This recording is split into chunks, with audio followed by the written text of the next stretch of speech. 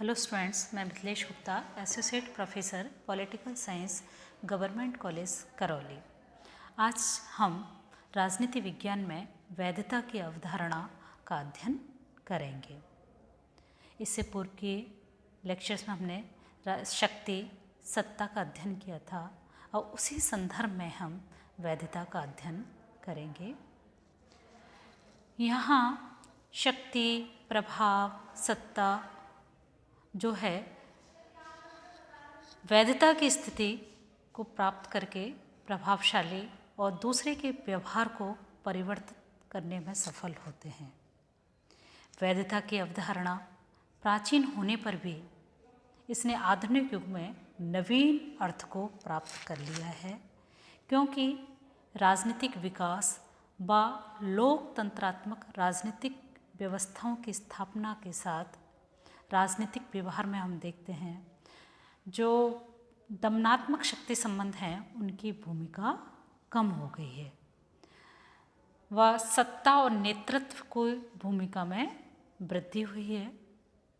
शक्ति के ये जो दोनों ही रूप हैं, चाहे वो दमनात्मक हो चाहे अदमनात्मक हो, वैधता यानी औचित्यपूर्णता, लेजिटिमेसी को प्राप्त करके अधिक प्रभावशाली हो जाते हैं।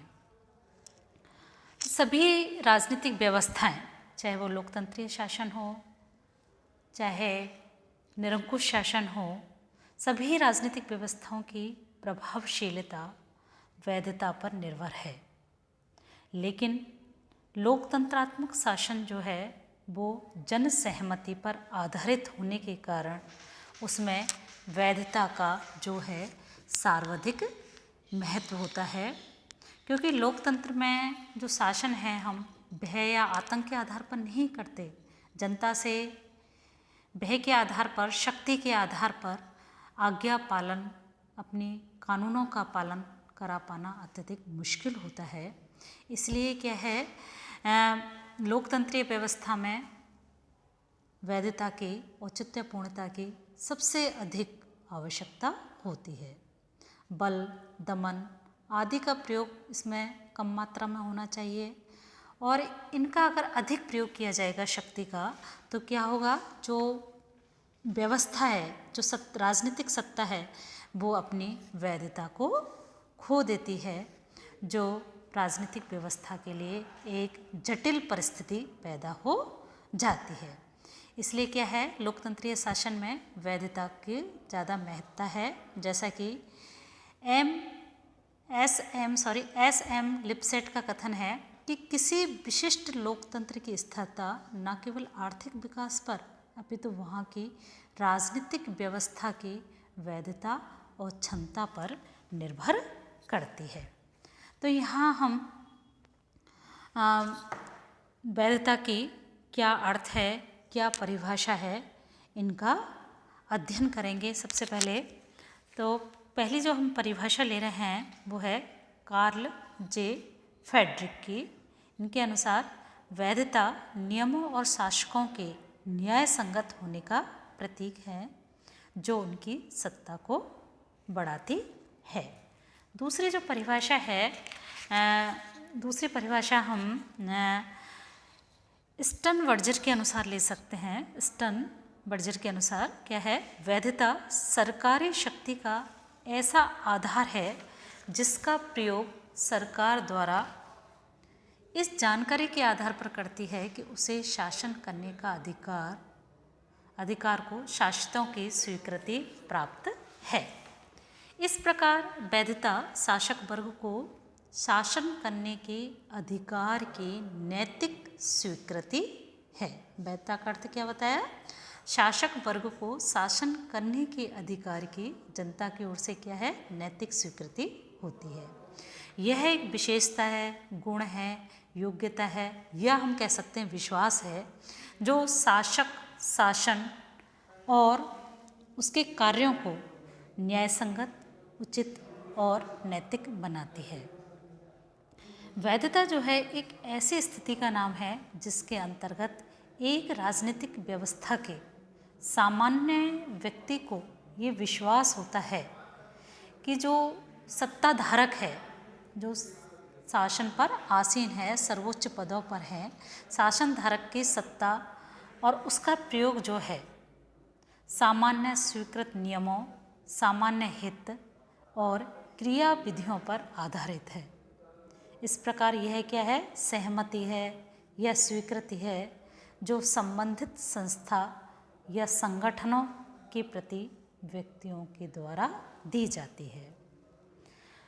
औचित्यपूर्णता, यह हम कह सकते हैं वैधता का स्रोत भय या लालच द्वारा प्राप्त स्वीकृति नहीं है, अपितु विश्वास या मूल्यों पर आधारित ऐच्छिक स्वीकृति होती है, क्योंकि न्याय पर आधारित, भय पर आधारित स्वीकृति क्या है, अस्थायी होती है। इसलिए क्या है, स्वीकृति भय या लालच द्वारा नहीं बल्कि विश्वास और मूल्यों पर आधारित होनी चाहिए। अब नेक्स्ट आप इसमें ले रहे हैं औचित्यपूर्णता के स्रोत क्या है, किन किन आधारों पर जो राजनीतिक सत्ता है वो वैधता को प्राप्त कर सकती है। इसमें मैक्स वेबर के अनुसार हम ले रहे हैं, मैक्स वेबर ने वैधता के जो है कुछ स्रोत बताए हैं। उनमें पहला जो स्रोत है वो है परंपरा। पहला स्रोत है परंपरा कि औचित्य का जो, इसके अनुसार औचित्य का जो स्रोत है धर्म या आध्यात्मिक विश्वास होता है। इसमें परंपरा में जैसे राजा का दैवीय अधिकार है वो किस पर है, परंपरा पर आधारित होते हैं कि राजा को शासन करने का जो अधिकार है वो ईश्वर के द्वारा प्रदत्त है। तो ये क्या है, औचित्यपूर्णता का जो है परंपरागत स्रोत होता है। दूसरा स्रोत है युक्ति युक्त कानून या जो देश का जो संविधान है वो वैधता का दूसरा स्रोत होता है। जैसे प्रजातांत्रिक जो व्यवस्था हैं, जैसे भारत है, अमेरिका है, ब्रिटेन है, इन देशों में क्या है कि वहाँ का जो संविधान है या वहाँ के जो कानून हैं वो वैधता का स्रोत होते हैं, औचित्यपूर्णता का स्रोत होते हैं। तीसरा मतलब उनके अनुसार अगर कोई आदेश जारी किया जाता है या सरकार के द्वारा कोई आज्ञा दी जाती है तो व्यक्ति कि ये कानून के अनुसार उचित है या संविधान के अनुसार उचित है, इस आधार पर जो है उनका पालन करता है। तो दूसरा स्रोत हुआ संविधान। तीसरा है करिश्मा। अनेक बार क्या है, नेताओं का करिश्मा जो है वो औचित्यपूर्णता का स्रोत हो जाता है। बुद्ध है, जीसस है, मोहम्मद है आदि के विचार क्या हैं, एक इनको हम जो वैध मानते हैं इनके उनको विचारों को, तो ये क्या है, करिश्मा पर आधारित वैधता है। ये करिश्मा पर आधारित वैधता होती है। इसमें एक और ले सकते हैं हम स्रोत के रूप में विचारधारा। वर्तमान गैर धार्मिक और गैर परंपरागत विश्व में विचारधारा सही और गलत मानदंड निर्धारित करती है। आज हम देखते हैं विभिन्न प्रकार की विचारधारा है। कोई देश समाजवादी विचारधारा पर आधारित है, कोई पूंजीवादी पर आधारित है, कोई मार्क्सवादी विचारधारा पर आधारित है। तो इस तरह से जो विचारधाराएं हैं वो किसी भी देश की शासन सत्ता को जो है स्वीकृति का एक आधार बन जाती हैं। इसलिए देश क्या है अपने यहाँ उन विचारों के आधार पर ही जनता का जो है स्कूल्स वगैरह हैं वो इसी आधार पर संचालित करती हैं। तो विचारधारा भी जो है वो औचित्यपूर्णता का एक बहुत बड़ा महत्वपूर्ण स्रोत होता है। अब इसी के अंतर्गत आगे हम जो है औचित्यपूर्णता की विशेषताओं का अध्ययन करेंगे। औचित्यपूर्णता की विशेषताओं का प्रभाव व स्तर यहाँ देखते हैं। सभी देशों में एक जैसा नहीं होता है। संबंधित देश के लोगों के मानसिक स्तर, राजनीतिक मूल्य, विश्वास, राजनीतिक चेतना की मात्रा पर जो है ये निर्भर करता है। तो कौन कौन सी विशेषताएं हैं औचित्यपूर्णता की, जैसे कि किसी विशाल जन समुदाय की स्वीकृति पर आधारित, शक्ति को सत्ता में जो औचित्यपूर्णता की जो विशेषताओं के अंदर हैं, पहला हम ले सकते हैं ये जो है विशाल जन समुदाय की स्वीकृति पर आधारित होनी चाहिए। दूसरी विशेषता ले सकते हैं कि औचित्यपूर्णता की, ये जो औचित्यपूर्णता है वो शक्ति को सत्ता में परिवर्तित करने वाली अवधारणा है। अगर किसी शक्ति को वैधता प्राप्त हो जाती है वहाँ की समाज की, वहाँ के नागरिकों की, तो वो क्या होता है, सत्ता में परिवर्तित हो जाती है। तो शक्ति को सत्ता में परिवर्तित करने वाली ये अवधारणा है। तीसरी जो विशेषता हम ले सकते हैं, वैधता लोगों के मूल्यों और विश्वासों पर आधारित अवधारणा होती है।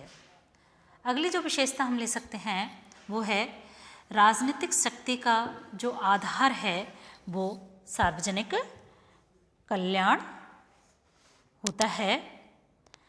तो इस तरह से वैधता की अनेक विशेषता हैं। किसी व्यवस्था का जो औचित्य है वो संबंधित लोगों के मूल्यों पर निर्भर करता है। किसी व्यवस्था के लोगों की स्वाभाविक या ऐच्छिक सहमति, दूसरे शब्दों में हम कह सकते हैं वैधता तभी प्राप्त होती है जबकि वह देश की सर्वमान्य जनता के मूल्यों और विश्वासों पर आधारित होती है। उदाहरण हम ले सकते हैं, यदि किसी देश में लोकतंत्र की जड़ें गहरी जमी हुई हैं तो ऐसी सरकार को वैधता की स्थिति प्राप्त होना बहुत अधिक कठिन हो जाता है जिसने गैर लोकतांत्रिक तरीके से, या हम कहेंगे गैर संवैधानिक या निरंकुश तरीके से, जो है सैनिक दृष्टि से, पुलिस गैर संवैधानिक तरीका ले सकते हैं, इसमें गैर संवैधानिक तरीकों से सत्ता प्राप्त की है। तो इस तरह से ये जो वैधता की जो विशेषताओं में ये है कि ये विशाल सामाजिक स्वीकृति पर आधारित है, शक्ति को सत्ता में परिवर्तित कर सकती है, औचित्य, किसी व्यवस्था का औचित्य संबंधित देश के लोगों के मूल्यों पर निर्भर करता है, और औचित्य की जो वैधता की जो धारणा के साथ प्रभावकता की धारणा भी संबंधित होती है।